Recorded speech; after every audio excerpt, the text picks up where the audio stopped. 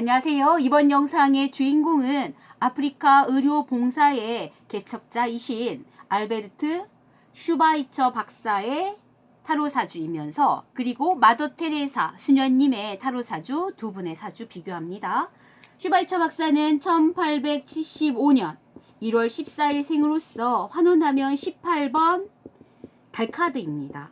이 달카드의 가장 기본적인 사주의 키워드는 달의 영향력에 있는 각성, 감성적인, 정서적인 측면 이런 부분을 얘기하고 있는 거예요. 그래서 달의 개념과 해의 개념은 굉장히 다른 개념으로서 무언가 정서적인 부분에 있어의 교감 능력이 뛰어난 이런 느낌으로 해석할 수 있고, 이 에너지가 좀 다른 형국으로 펼친다면 본능적이고 직감적이고 뭔가 짐승 같은 느낌의 울부짖음이 들어와 있는 카드이기도 해요. 자, 그러면 슈바이처 박사가 이 달카드를 얻게 된 가장 기본적인 배경에는 이 늑대의 하울링이 중요합니다.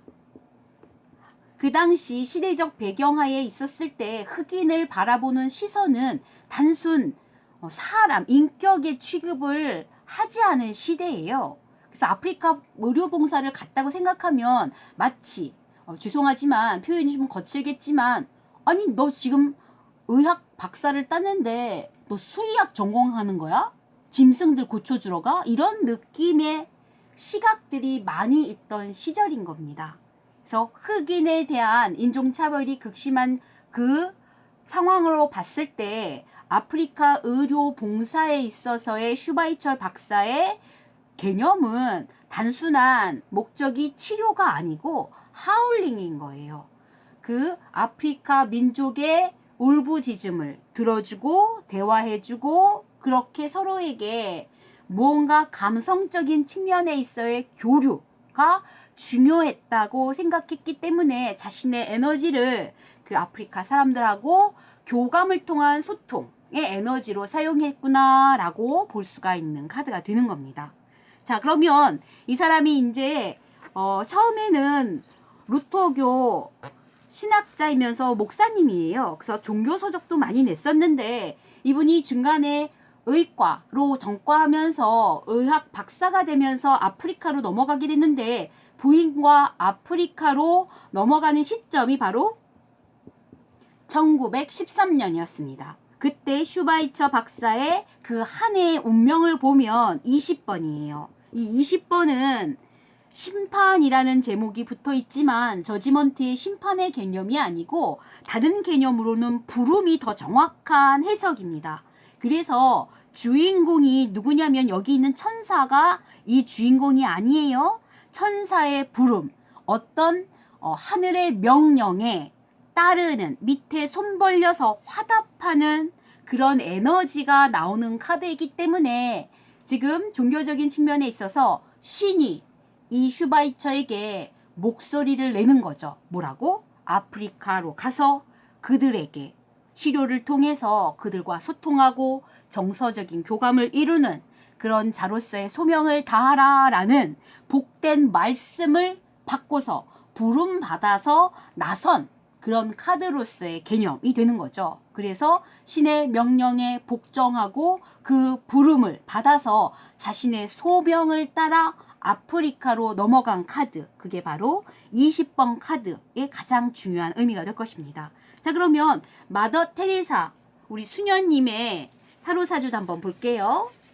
이분은 1910년 8월 26일 생으로서 역시 환원하면 18번 달카드입니다.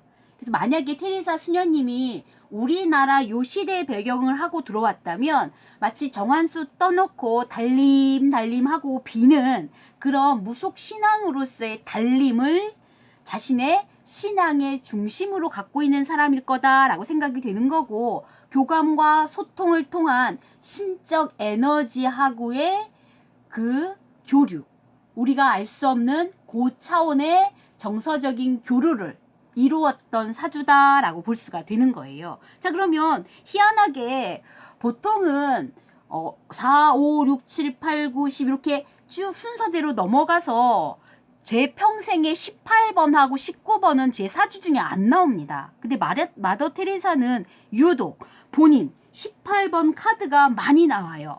자, 그러면 제일 중요한 1928년도로 가볼게요.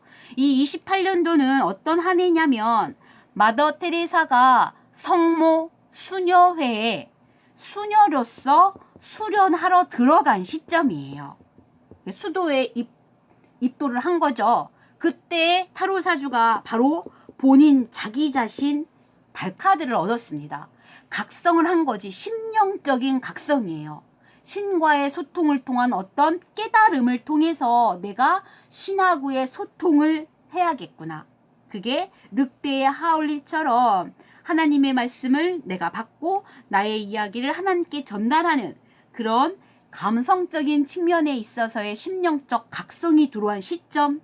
그래서 수녀로서의 인생의 첫 시발점이 자기가 나왔기 때문에 본인의 에너지로서 본인의 의지로서 이 수녀의 길을 걸어가겠다 마음먹은 한 해이면서 동시에 철저하게 본인의 에너지로서 그 한 해를 살았구나. 누군가의 강요나 누군가의 조언이나 누군가의 서포트가 아닌 본인의 의지대로 자기의 카드의 뜻을 펼쳤구나 라고 이해할 수가 있는 거죠. 또 하나는 종신서원은 굉장히 중요한 시점인데 그때가 1937년이었습니다. 이때 비로소 테레사라는 세례명을 얻고 종신서원, 종신토록 내가 하나님의 자녀로서 살겠습니다. 수녀로서의 삶을 살겠습니다. 하고 서원한 시점이거든요. 근데 그때도 역시 18번입니다. 하나님의 심령적 각성이 이루어지고 하나님과 나의 모습이 하울링하듯 소통이 이루어진 관계 속에서 내가 나를 만난 격이기 때문에 그 에너지가 몇 갑절 나오는 거죠. 그래서 수녀로서의 인생을 걸어가는 게 본인 자신다운 삶을 선택한 일이구나 라고 느껴지는 측면도 바로 이 18번이 동시에 나왔기 때문에 설명드리는 거예요. 그리고 슈바이처 박사처럼 아프리카로 떠나는 시점을 한번 똑같이 봐야 되는데 이 테레사 수녀는 인도로서 가서 인도에서의 그 수녀 생활을 이어가게 되잖아요. 그때 시점을 한번 가볼게요. 1948년도 인도에서 사랑의 선교 수녀회를 설립하고 그곳에서의 수녀 활동이 본격화된 시점에 그 한 해에 얻은 카드는 슈바이처 박사가 얻었던 20번 카드가 또 나옵니다. 결론적으로 말하면 슈바이처 박사가 아프리카로 건너간 시점에서 하나님의 부르심을 받은 거죠. 그 부르심을 받고서 네, 제가 하나님이 그리 명하신다면 따르겠습니다 하는 따르는 입장으로서의 그 나팔 부름을 받아들이는 그런 개념으로서의 인도 사랑의 선교 수녀회를 소명으로 받아들였다라고 얘기할 수가 있는 거예요. 그래서 아프리카로 떠난 슈바이처 박사의 에너지와 인도에서 사랑의 선교회 수녀로서의 삶을 살아가는 그 동시의 에너지가 하나님이 부르시는 대로 하나님이 택한 백성으로서의 삶을 내가 종신토록 따라가겠습니다 하고 화답하는 개념으로서의 이 손들고 하나님의 명령을 받는 소명을 받는 자의 사명을 감당했다라고 볼 수가 있는 겁니다. 그래서 이 인도에서의 상황이 아름다운 수녀로서의 모습을 비춰져서 결국은 이거를 초점을 해서 노벨상을 받게 되는 거예요. 그렇게 마더 테레사와 슈바이처 박사는 단순히 신적 교류도 중요하겠지만 하울링이라는 목적성을 갖고 있다면 아프리카 난민들의 이야기를 들어주는 슈바이처 박사, 인도 빈민층의 어려움을 들어주는 자로서의 역할, 서로의 감정적인 교류와 정서적인 소통을 굉장히 중요시 했던 사주라는 건 변함이 없는 겁니다. 그래서 두 사람이 노벨 평화상에 올랐던 명예로운 인물이 되어서 우리들도 그 두 분들을 기억하고 있는 거잖아요. 이 카드가 내비치는 아름다운 속성에 주목해 보면서 두 분의 타로 사주 마무리하겠습니다.